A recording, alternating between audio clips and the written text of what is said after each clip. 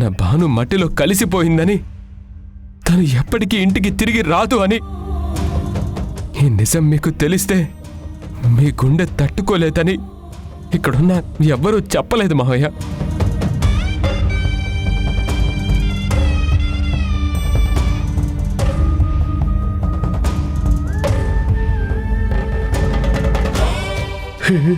లేదు లేదు లేదు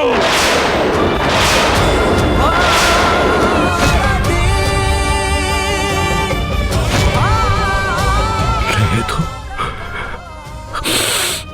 మీరంతా అబద్ధం చెప్తున్నారు. నా కూతురు చచ్చిపోవటం ఏంటి?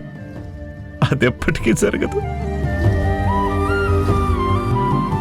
నా బంగారు తల్లి ప్రాణాలు పోతే ఈ గుండె ఇక్కడ ఆగిపోతుంది.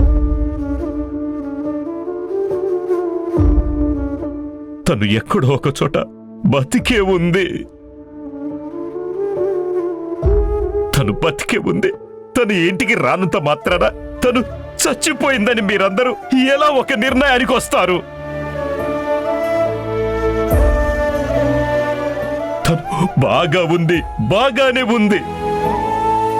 తను బతికే ఉంది. తను బతికే ఉంది.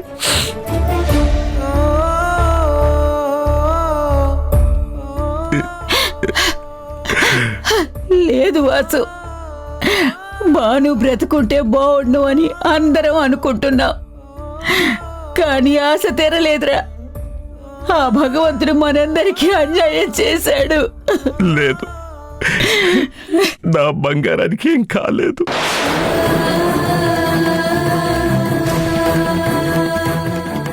మనందరం ఎంతగానో అభిమానించే మన భానుని మన నుంచి తీసుకుపోయాడురా.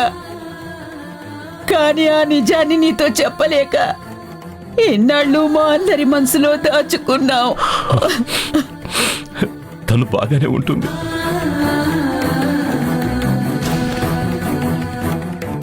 నా గుండెల్లోని అగ్నిపర్వతం బద్దలవుతున్నా నీ ముందు మౌనంగా ఉన్నావురా.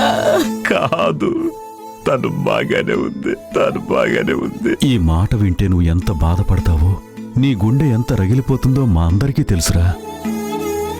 అందుకే మా గుండెల్ని పిండేసే బాధైనా కూడా మా పెదాల నుంచి ఆ నిజాన్ని నీకు చెప్పలేక మేమందరం మౌనంగా ఉన్నాంరా. తను ప్రాణాలతోనే ఉంది. ఉంది. అన్నయ్య, అన్నయ్య, బతికే ఉంది. మీరు బాధపడకండి. భాను లేదనే విషయం మనందరికీ నమ్మడం చాలా కష్టంగానే ఉంటుంది. కానీ ఏం చేస్తాం, మనకి తప్పదు కదన్నయ్య. అయినా నేనే దురదృష్టవంతురాలు లేండి అన్నయ్య. నా కోడలు నా ఇంట్లో ఉన్నన్నాళ్ళు ఇన్ని రోజులు తన విలువ ఏంటనేది నేను తెలుసుకోలేకపోయాను. లేనిపోని పగ ప్రతీకారాలతో నా కోడలికి నేను నరకాన్ని చూపించాను.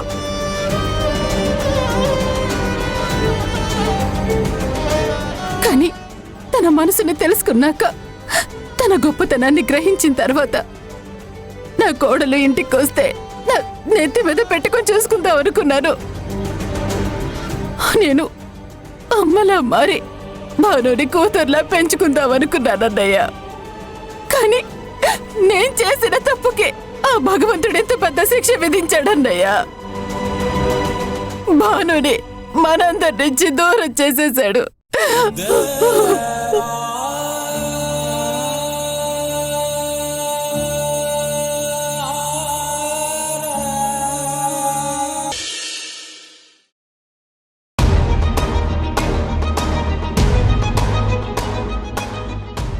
సరే సరే అన్న. Good morning sir. అలాగే.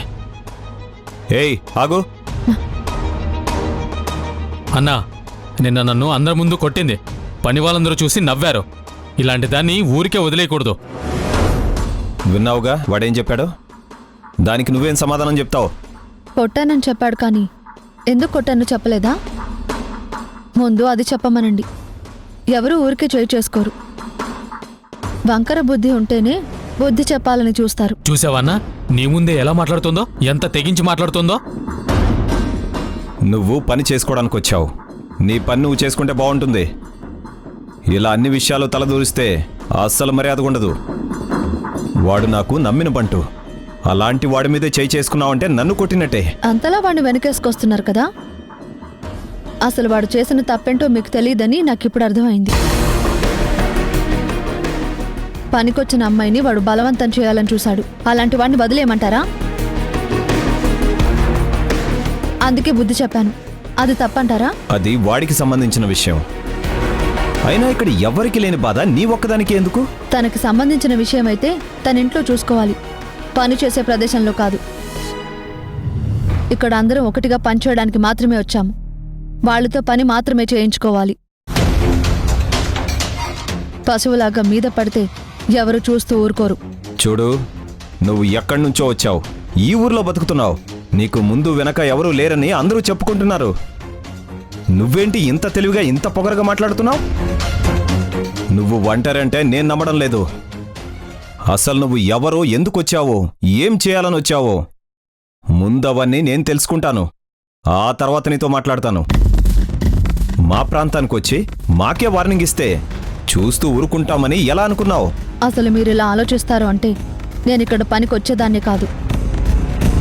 ఒక ఆడపిల్ల పట్ల వాడి ప్రవర్తన బాగోలేదని బుద్ధి చెప్తే వాణ్ణి తిట్టి ఉద్యోగంలోంచి తీసేయడం మానేసి వాణ్ణి ఎందుకు కొట్టాను అని నన్ను నిలదీస్తున్నారు. ఇలాంటి చోట ఆడవాళ్ళకి ఎలాంటి సేఫ్టీ ఉండదని నాకు అర్థమైంది. అందుకే మీ దగ్గర నాకు పని చేయాల్సిన అవసరం లేదు. నేను ఇక్కడ నుంచి వెళ్ళిపోతున్నాను. కానీ ఒకటి గుర్తుపెట్టుకోండి, మళ్ళీ వీడు ఏ ఆడపిల్ల జోలికైనా వెళ్ళాడని తెలిసినా, పిచ్చి పిచ్చి వేషాలు వేశాడని తెలిసినా నేనే పోలీస్ కంప్లైంట్ ఇస్తాను. అప్పుడు మీ ఇద్దరు ఇరుక్కుంటారు. మిమ్మల్ని ఎవరు ఎదిరించినంత వరకు మీరు ఆడిందే ఆట పాడిందే పాట అవుతుందేమో, కానీ ఆడవాళ్ళు జోలికొచ్చినప్పుడు పోలీస్ కంప్లైంట్ ఇచ్చారంటే ఆ కేసు ఎంత బలంగా ఉంటుందో మీ ఊహకే వదిలేస్తున్నాను. చూడండి, పొట్టకూటి కోసం ఇంట్లో పరిస్థితి బాగోలేదని ఆడవాళ్లు పనికొస్తారు. కానీ గడప దాటిన ఆడదంటే ప్రతివాడికి లోకువగానే కనిపిస్తుంది. ఎందుకంటే తను ఏం చేసినా అడిగే నాదుడు ఉండడని, తనని ఎంత బాధ పెట్టినా మౌనంగానే ఎదిరిస్తుంది కానీ ఎదురు చెప్పదు అని.